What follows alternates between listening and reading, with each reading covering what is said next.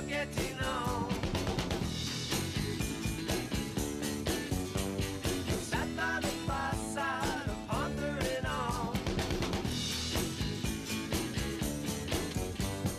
Picture book, pictures of your mama, taken by your papa a long time ago. Picture book of people with each other to prove they love each other a long time ago.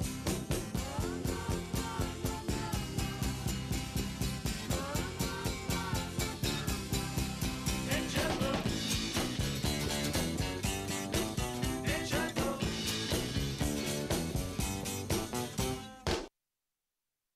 Well, the sun's come up on this Wednesday, December 26th. Good to have you with us, Acacia Courtney, Jason Blewett. Hey, Hardy, good morning here at about 11:10, give or take, in South Florida on an overcast day. Christmas came and went, and I'm assuming Christmas was okay in the Courtney household down It here? was nice and relaxing, which is great. Parents, got to spend it with my parents, which was always a treat for sure. And hope all of you had a wonderful holiday out there. And with whatever you celebrate, happy holiday season. We're just one more week left in 2018, which is pretty insane. Hard to believe. Just keep in mind, Tuesday, this coming Tuesday, will be New Year's Day of 2019. We will have a live racing card here at Gulfstream Park. So, a lot of racing left to be run here before 2019. The ball drops, and we'll get right down to it on a fast and firm December 26th. Obviously, a few hours from now, opening day out at Santa Anita Park, the great race place, a stack card out there. But here at Gulfstream, there's a lot going on, and we have a number of things worth looking forward to, including an Uncle Mo filly by the name of Mo Moxie, running against two from the Pletcher barn in race number 4. And we welcome back Ray Lou Gutierrez, who after scratches is riding 3 today. He does have 3 calls for sure. He's done a great job riding at various tracks, New York and the Mid-Atlantic, down here in South Florida, as you said, chasing that eclipse. And I think that 5th race is really going to be a fun one. Could potentially be a very quick pace, but some really tough horses in there. And some good barns, too, including your leading trainer at the meet, and Jorge Navarro's got a few live horses entered on today's card. Just one key carryover. Christmas is over, but we do have those holiday bills coming in the next few weeks. So let's try to take down the jackpot Rainbow 6 today, and I see ones across the board. 111 plus. So you will see that as the carryover there for the Rainbow 6, which starts in race 6 today on that 11 race program. And as Jason said, maybe you've got some post-Christmas bills, or maybe you're just looking to start 2019 off on the right foot. No better way to start a New Year's resolution than with a little extra cash. From your mouth to the racing god's ears, as we again focus in on the first of 11 here the day after Christmas, and that obviously will start with race number 1 shortly after noon in the early pick 5. All right, we'll show you my ticket here. I'm just using 2 horses. Was not able to find a single. I think you've got some pretty evenly matched races today. Could potentially be formful. You could find maybe some middle of the road prices as well. So I'm using 2 horses. I think Johnny Tickets, who very early in the wagering is taking all of the money, could really like the grass being by Violence. And off the layoff 4, what do you know, Jason Service. Using again 2 horses in race number 2. In the 3rd race, I thought it really looks like a good spot for Kelly Tuff, back on the main track and taking a drop in class. It's been a while since he's seen the winner's circle, but he's run against better for Eddie Plisa. Really looking forward to the maiden special weight in the 4th. That's that race that Jason was alluding to with Mo Moxie. You've got a couple for Todd Pletcher, and I think a very intriguing horse in the Gospel of John for Yvonne Belsour. So going to go 3 horses there, and then we cash out in race number 5. That race also alluded to already. You've got Navarro, Harry He, very tough horse as well, and Jason Service in the mix, as well as Little Meatball and a couple others that we're pretty familiar with. So a $36 play for me. Sounds good as we get started with the first race, and we may ultimately have a couple of Jason Service train winners bookending this early pick 5 on this Wednesday afternoon, as this opening race, the 2-year-old $25,000 claimers at 5 furlongs on the turf. A field, despite its size, is led by the number 8 Johnny Tickets, who you and I will just take the cold 8-10, a chalky exacta to start. It certainly will be a chalky exacta, but looks like it could be the right spot for this 2-year-old colt. And we've seen so many stats on the Service barn, but here's the sire stat. We talk about it all the time, so I said let me put some numbers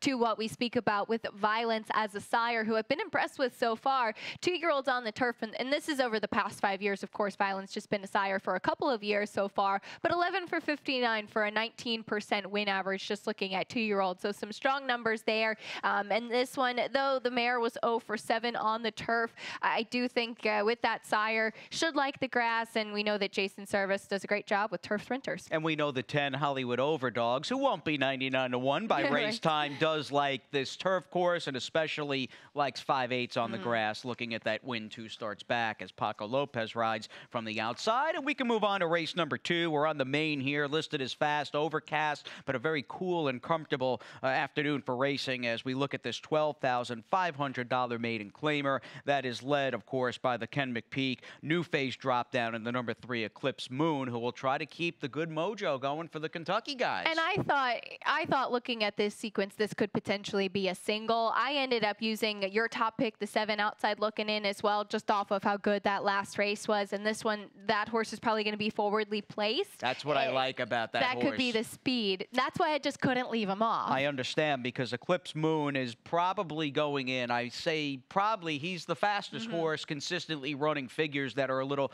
faster than the others, but he comes from left field where I'm telling you, Romero Mirage from that outside post should just put the number 7 horse outside looking in right on the lead. Oh, absolutely. I think that that's definitely going to be his best plan of attack. So that's why I use both of those in here, even though you're absolutely right with Eclipse Moon, the figures he's been running, and he's never run this slow before. Okay, let's move on to the third. We stay at a mile here on the fast main track. 3 lifetime, $12,500 claimers set to go. And judging from our agreements in the opening stages of this December 26 card, you might not have a ton of wiggle room with some of these better looking, shorter price contenders in races 1, 2, and certainly race number 3, where the 7 Kelly Tough is going to be, I thought, a clear-cut favorite. This is about as big a drop, but a drop that's realistic with this horse. It is, and he's coming back to the main track. The race that he ran on the turf last time, really not that bad. A couple of next out winners as well. Prior to that, he was just plain and simple running against better. And like I said earlier, it's been a while since he's seen the winner's circle. But at the end of the day, sometimes you just can't beat class. And I think he's got the class edge in here, given who he's running against. You've got the number 1 horse, Overzealous, who had a nice win last time out for the non-winners of 2, but now stepping up for the non-winners of 3. I just think who the competition Kelly Tough has been against sets him apart. Yeah, it is night and day, with all due respect to some of these others like Overzealous, who are stepping up. And yeah, Overzealous has got speed, but the 2 more Illusions appears to have the early gas to take the race right to him. Good trip there in the cards, most likely anyway, for the 7 Kelly Tough. As we move on to the main event today, nice looking, as Acacia noted in her early pick 5, Maiden special weight for the 3 and up fillies and mares, and we do go with a field of 6, and this is the first call today for apprentice Raylu Gutierrez, who again is in the running to be champion apprentice for 2018, and he'll be riding for Brian Lynch on an Uncle Mo filly who's coming out of a very good race about a week and a half before Halloween in Lexington, Kentucky. Good effort from the 6 Mo Moxie, who launched that 4-wide move out in the clear, had dead aim on the winner, Smile Moore, and just could not wear her down. What impressed me, not only just the effort in and of itself. Did you happen to look at the chart for this race? Yeah. Yeah. Yeah, this horse, I thought it was a nightmare trip for this horse, not to mention the break. I mean, you look at the start of the race and was really just knocked on either side as well. And the short comment is hung. I just think given everything that Mo Moxie went through in this race, she just did not have quite enough for first time going a distance of ground. And that race has been so live. Yes, You've had 3 next out winners who have come back immediately from 7 to return off that October 21st race. And not to mention, we'll show this stat on trainer Brian Lynch with maiden special weight runners going a route for the 2nd time. Some good numbers there and a positive ROI of 206, about 16% in the win column. All right, one of my favorite trainers and perhaps my favorite native of Australia in Yes. Brian Lynch. Good trainer. Now, he'll run against a native of Dallas, Texas here in Todd Pletcher, who picked up back-to-back 2-win days here when we were last in action on Saturday and Sunday. Over-delivered, by the way. Broke his main Sunday, got a nice 81 buyer.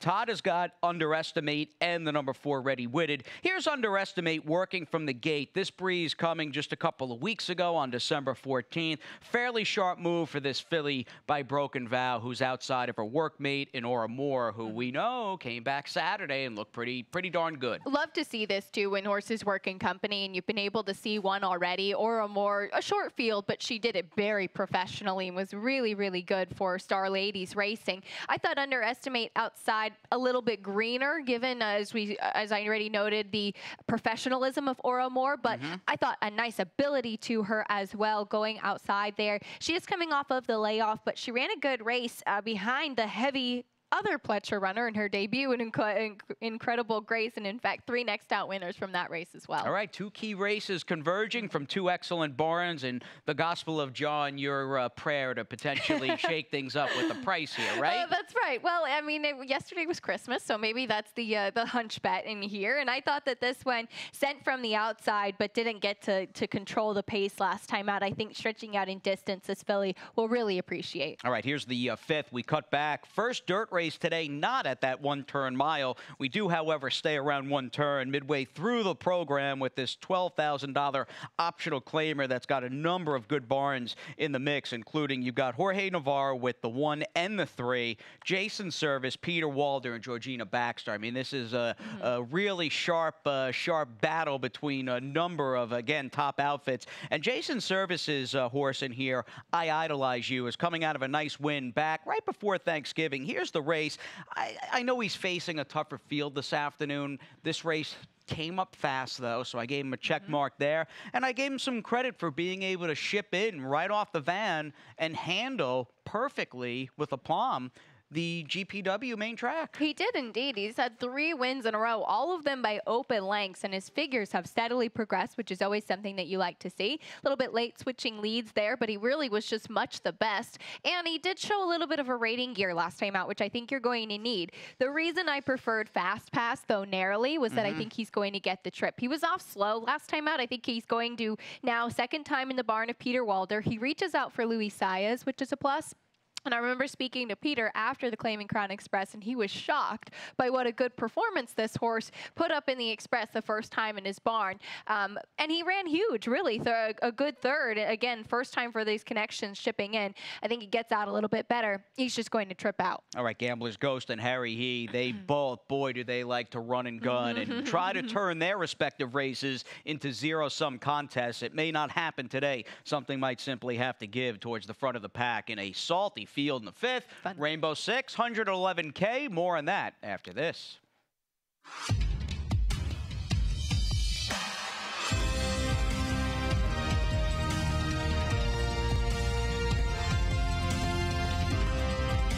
Whether you're at home or at the track,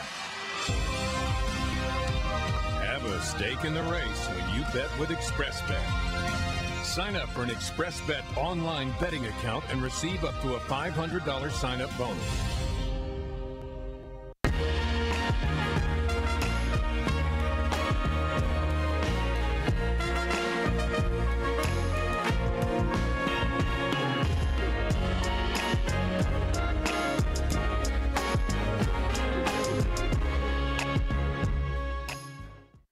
Third running of that $16 million Pegasus World Cup. Had to do a quick little math equation in my head. 9 and 7 million equals 16 there.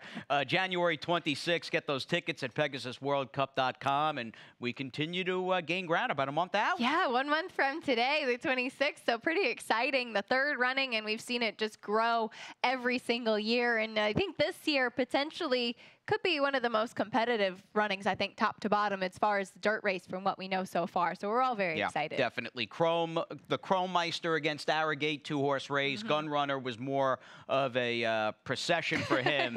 This year, Accelerate, as good as he was and has been, and his accomplishments speak for themselves. He might be the first Pegasus favorite that I might be taking a shot against. What are you doing, though, in the Rainbow Six? Well, first things first, and we'll look at the Rainbow Six. I used 4 horses in this first leg, and we were talking in the commercial. This is a race, and you've got these lower-level maiden claiming horses. Sometimes you just never know what to expect from them. You've got some drop downs. First time gelding all the way to the outside and not quite ready, so I ended up using him as well. I like a price in race number 7 with the 6 cut to order, using the number 1 Tweet Kitten as well. Going 2 deep in race number 8 as we move along there. Another maiden race. 3 deep in the 9th this afternoon. And then going 2 by 2. Hopefully we make it to the nightcap. That one and the last race, I think, drop downs once again, kind of ruling supreme, $38.40. And some might be looking at this Rainbow 6 as more of a jackpot Rainbow 5 due to the presence of our showgirl, who you didn't single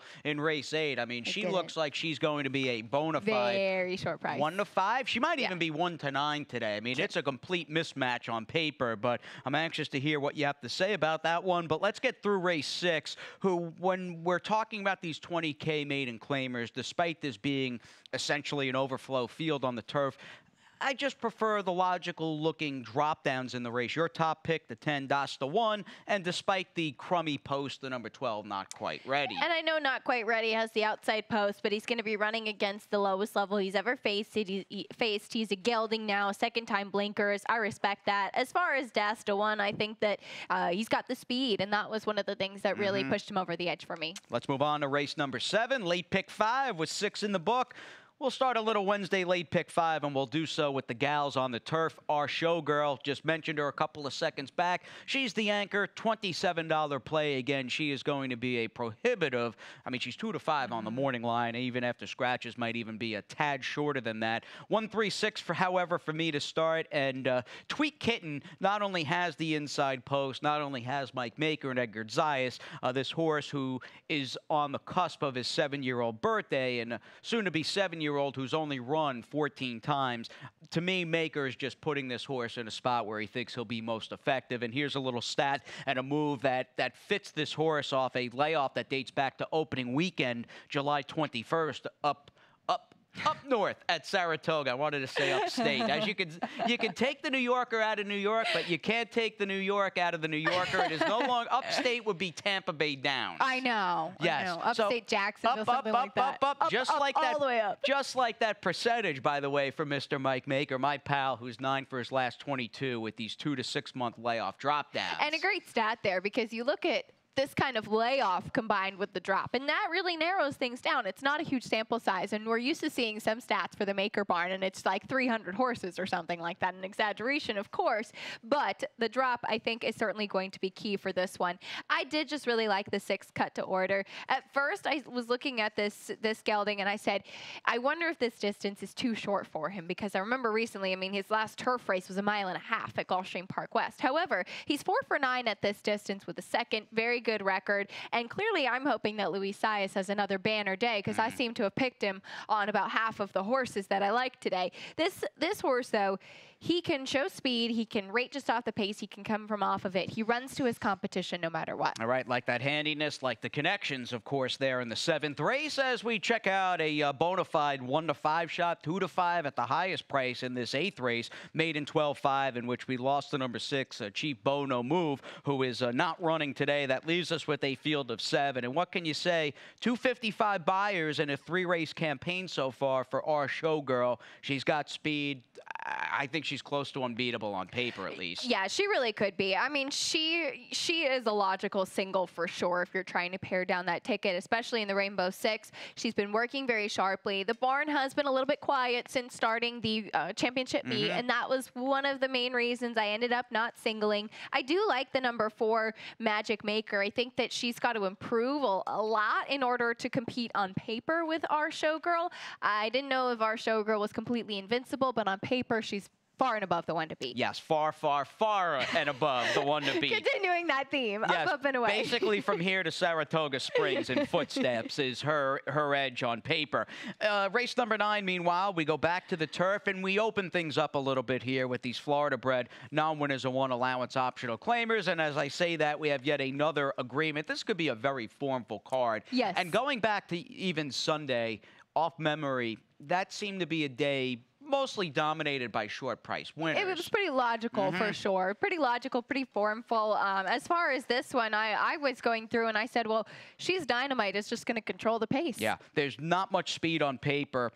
She does get to break outside Regan's Odyssey. I'm looking for the speeds to potentially run 1-2. And in the case of the 8, she's dynamite. Let's go back to her shipping in right off the van to Miami Gardens back right around Thanksgiving. In fact, this might have been Thanksgiving on November 25th, if memory serves. And boy, she's had a solid season so far for Jorge Navarro. And, I mean, he is obviously the most powerful quote-unquote claiming trainer on the East Coast, but he's one of these high-percentage claiming guys that seems to really not miss a beat on the turf, and that clearly is a potential feather in her cap at what will be a short price. Yeah, she had a disappointing effort 2 starts back, but that was against Tougher, and it was on a yielding turf course at the Meadowlands. Other than that, she's been ultra consistent, and again, I just think that she is going to be the controlling pace in here. I thought the number 3, Hera, second off the claim for John Kimmel, is pretty tactical cross off that last race. Clearly, she was not as forwardly placed as she likes to be, but this one has some solid back form. Here's the 10th final dirt race on this Wednesday, December 26th.